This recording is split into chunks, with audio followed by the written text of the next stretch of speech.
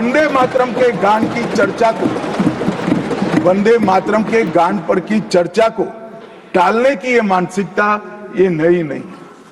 मान्यवर, ये तो वंदे मातरम का 150वां साल है।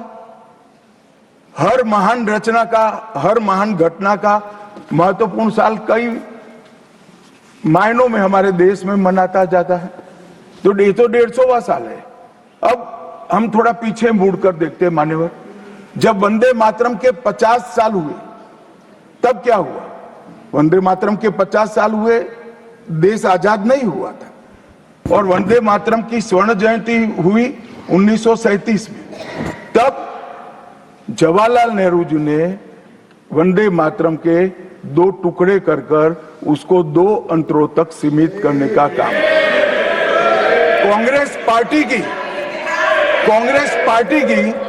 50वें साल में जो एक प्रकार से वंदे मातरम का महिमा मंडन करने की पद्धति थी,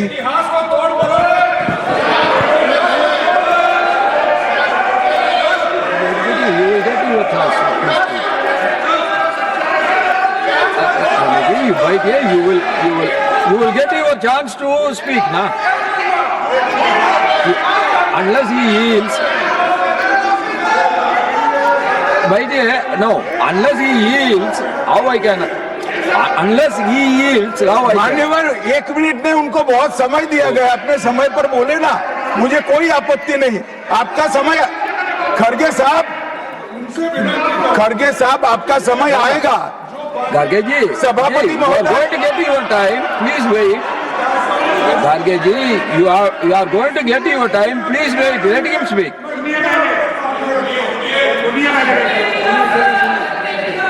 मान्यवर, 50वें पड़ाव पर वंदे मातरम को सीमित कर दिया गया।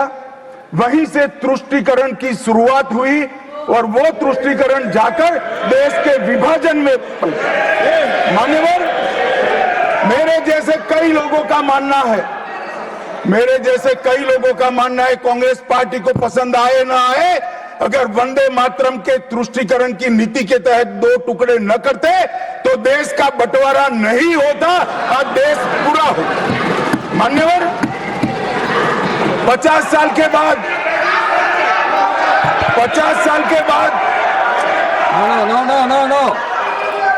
No, nothing will 50 साल go के on बाद record except honorable minister's speech. Please. मान्यवर, 50 साल के बाद वंदे मातरम 100 साल का हुआ। सबको था कि 100 साल मनाए जाएंगे, 100 साल मनाए जाएंगे, मगर 100 साल हुआ तब वंदे मातरम का महिमा मंडन का सवाल ही नहीं था, क्योंकि वंदे मातरम बोलने वाले जो सारे लोग थे उनको इंदिरा जी ने जेल में बंद कर दिया। इस देश में आपातकाल लगाया गया। विपक्ष के लाखों लोगों को, लाखों समाज सेवियों को, स्वयंसेवी संगठन के लोगों को जेल में भर दिया गया। कोई कारण के बगैर अखबारों पर ताले लगा दिए गए।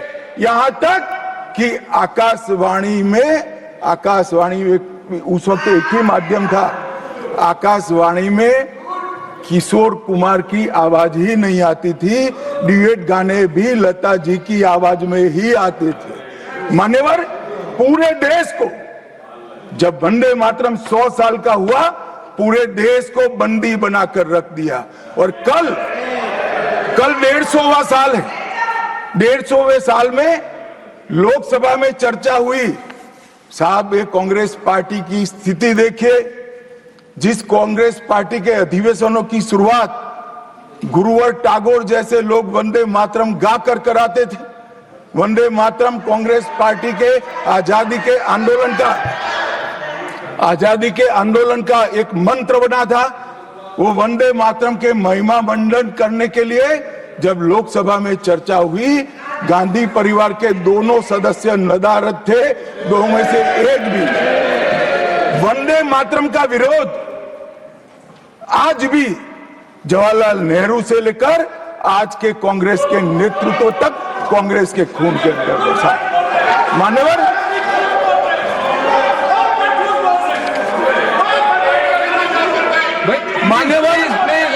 बैठिए, प्लीज आप बैठिए, प्लीज आप बैठिए।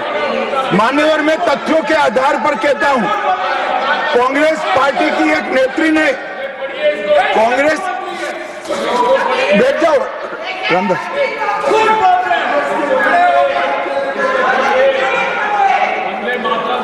अरे दिग्विजय जी, अब नौकरी पक्की है इस आयु में, क्या कर रहे हो भैया?